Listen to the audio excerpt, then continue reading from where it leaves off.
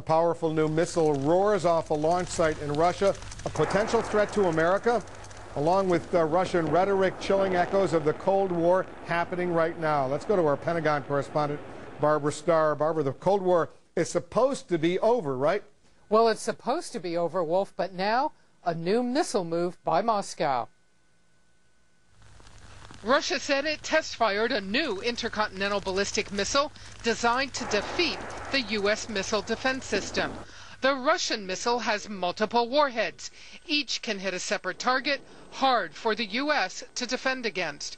Russian President Vladimir Putin made clear the test is part of Moscow's opposition to U.S. plans to place its own missile defense shield in Europe.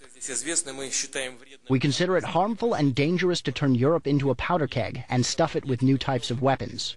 Washington is trying to convince Moscow the U.S. program isn't aimed at shooting down any of Russia's hundreds of missiles, but rather to counter a launch from a known enemy. We've got a system that we are planning that involves only 10 interceptors in very limited quantity, that is designed to defend against a limited attack by a rogue nation, including a nation like Iran.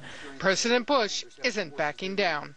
Sent Secretary Gates to Russia recently to have a full and transparent conversation with President Putin and his cabinet to make sure that the Russians understand that this missile shield is not directed at them, but in fact directed at other nations that could conceivably affect the peace of Europe. Now, the U.S. believes in part that Putin is doing this program, continuing with it in order to bolster Russia's flagging image as a world superpower. For its part, the Bush administration plans to continue with its own missile defense program, Wolf. They've already spent $23 billion on it. Wolf? All right, Barbara, thanks very much. Echoes of the Cold War indeed.